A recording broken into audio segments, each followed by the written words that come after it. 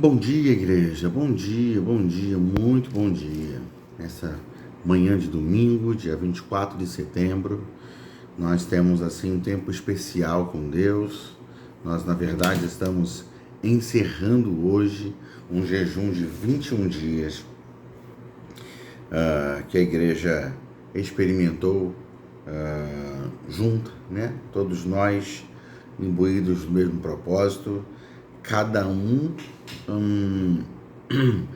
caminhando num aspecto, né?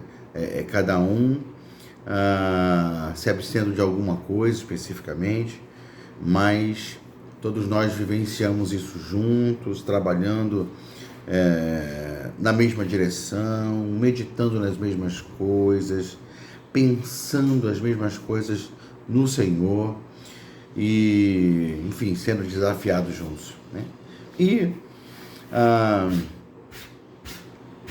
o tema de hoje lembra a gente que as coisas não são fáceis como a gente gostaria que fosse, não é verdade? A gente termina um jejum de 21 dias há uma alegria em nossos corações, obviamente, porque vencemos, porque cumprimos um propósito, porque uma série de coisas das quais nós nos abstivemos, né, vão retornar para a nossa vida, né? A gente vai poder assistir a série que gostava tanto, vai poder se mover ali dentro das redes sociais que a gente gostava, ou vai voltar a comer o doce, tomar o refrigerante, ou enfim, muitas coisas vão acontecer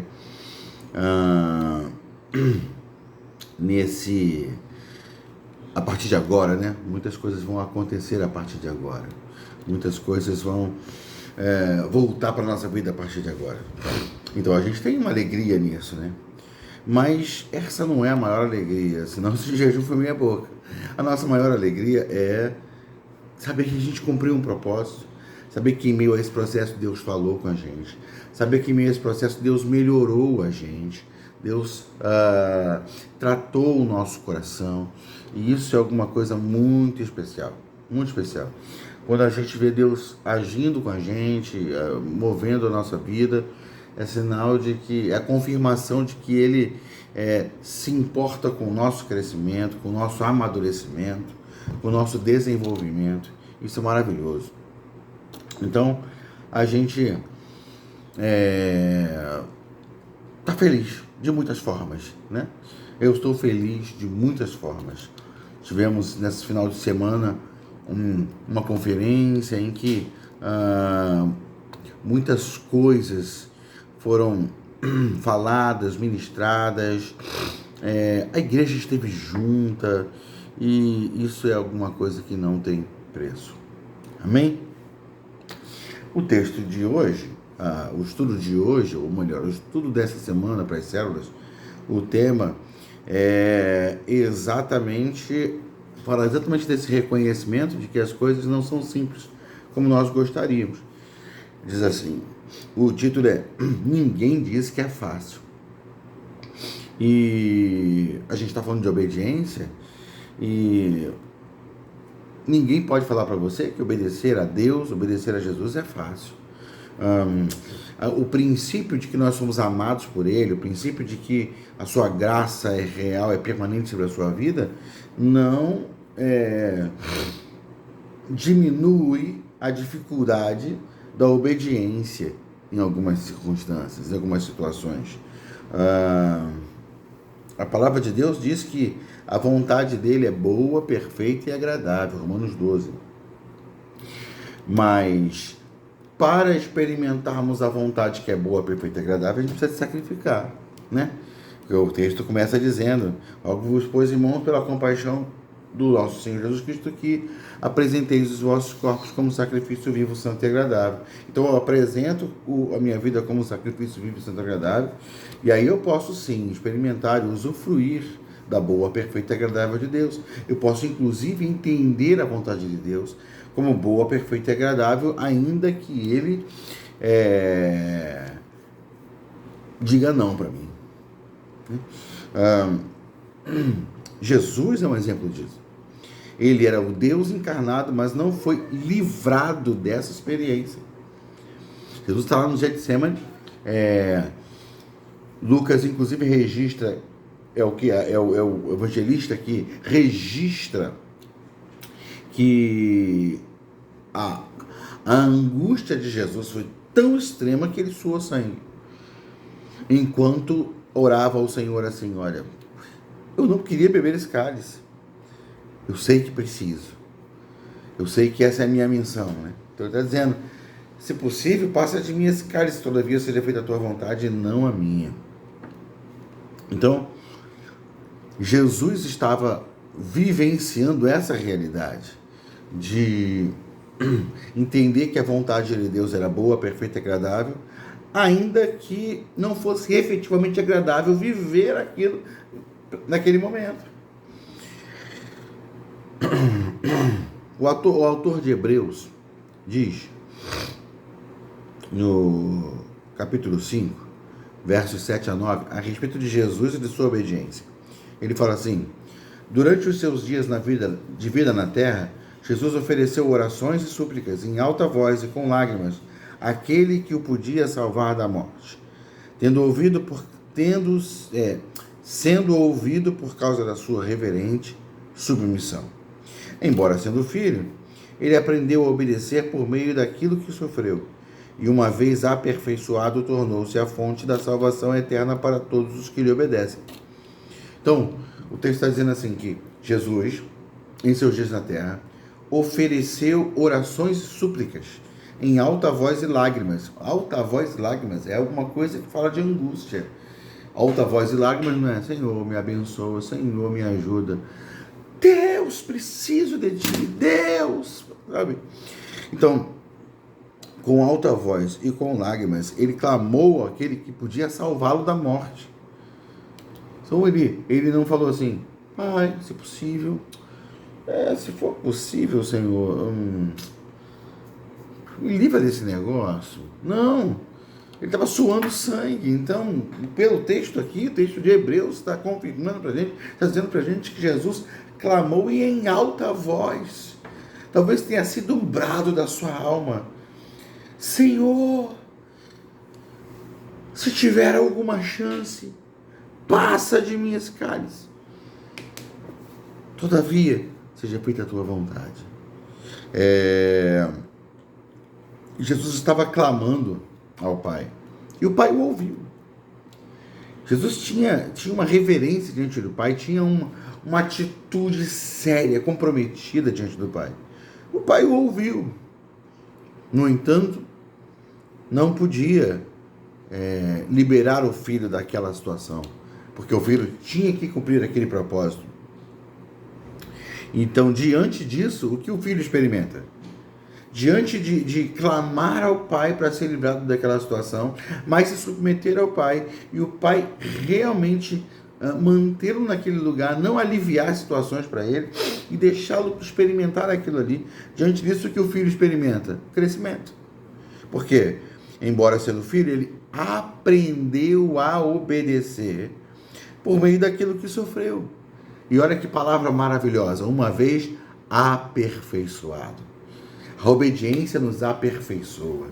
É na obediência que nós melhoramos, que nós nos desenvolvemos. Então, Jesus, o Deus encarnado, ali como homem, ele foi aperfeiçoado à medida que obedecia, né?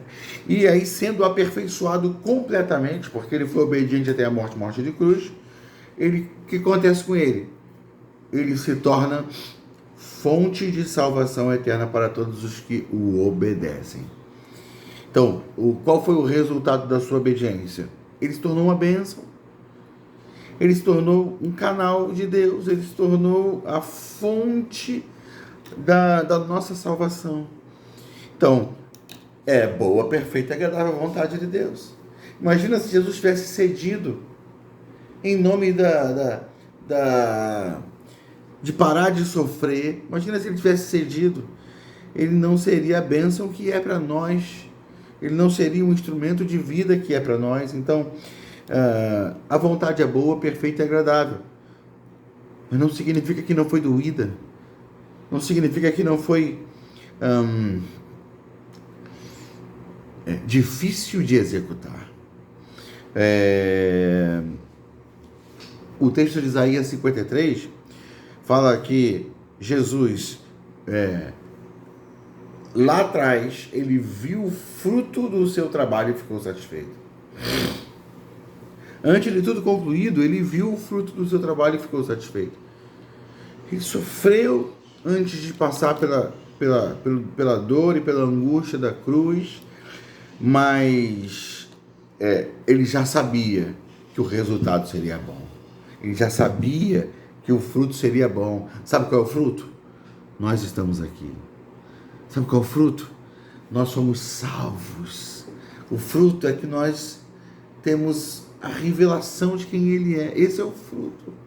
O fruto é de que nós nos tornamos um com Ele, porque o nosso coração foi transformado e nossa vida se tornou a habitação do Espírito Santo, do Espírito dele. Então, nós podemos dizer Abba Pai, pelo Espírito de Cristo que habita em nós, pelo Espírito do Filho que habita em nós, nós podemos clamar Paizinho.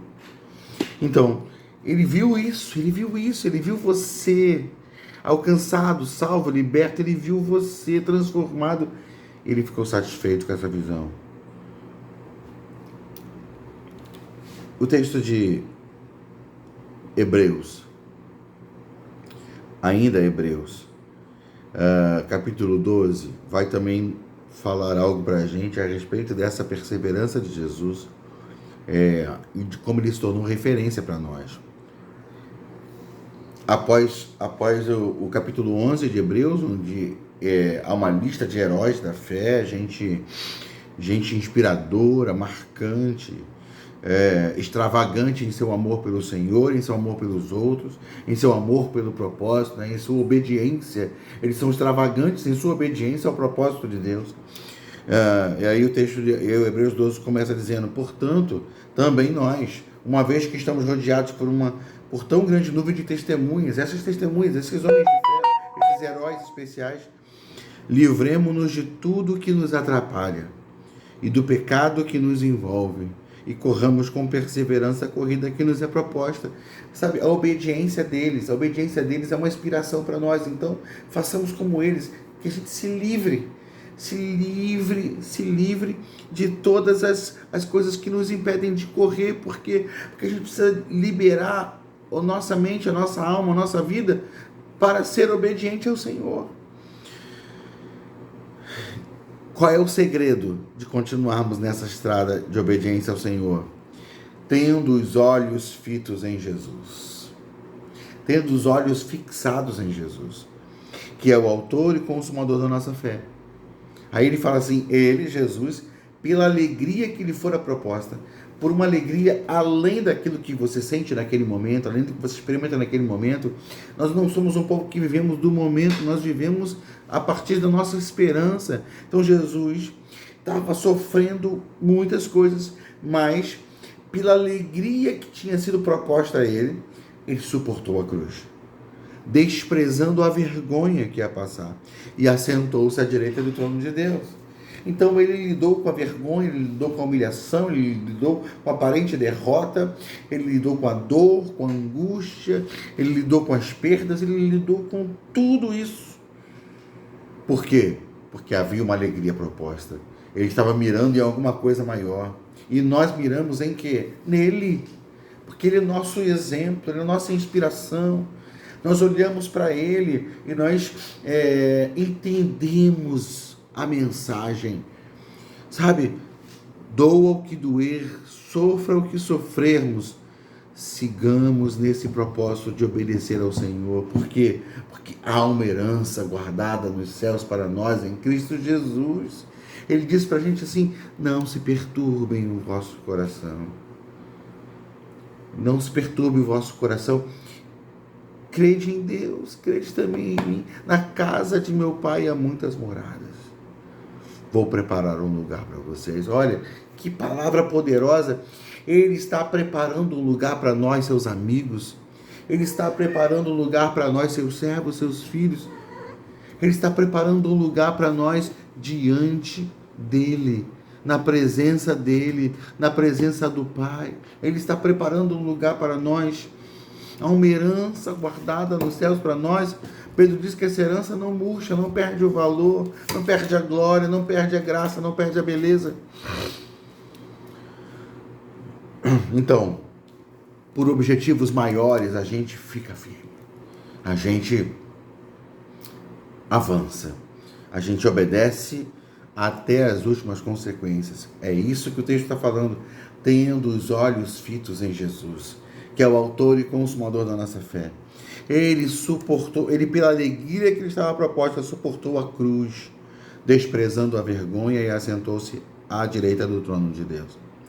Então ele fala assim, pensem bem naquele que suportou tal oposição dos pecadores contra si mesmo, para que vocês não se cansem, nem se desanimem. Então pensem bem em Jesus. Ele suportou uma terrível oposição dos pecadores. Os pecadores aos quais veio salvar, se levantaram contra ele. Que coisa terrível. Que ingratidão. Que falta de sensibilidade. Sabe? Que revoltante. As pessoas, miseráveis seres humanos, se levantando contra a fonte de toda a vida. Mas Jesus suportou essa oposição, foi fiel até a morte, morte de cruz, ficou firme. Então, pensem nele, pensem nesse compromisso com a missão, esse tamanho compromisso com a missão, a ponto de ele suportar qualquer coisa e ir até o fim em sua obediência. Ele é uma inspiração para a gente. Então, pense nele, se inspire nele, se fortaleça nele. Porque assim você não vai desanimar, não vai paralisar em sua missão. Você não vai desanimar, meu querido. Vai seguir em obediência. Amém? Deus abençoe você. Deus abençoe nossas células. Deus abençoe esse tempo de meditação nessa semana e de inspiração nele. Nosso exemplo maior, Cristo Jesus. Deus abençoe, meu querido. Amém? Que você seja desafiado. Fica com Deus. Grande abraço.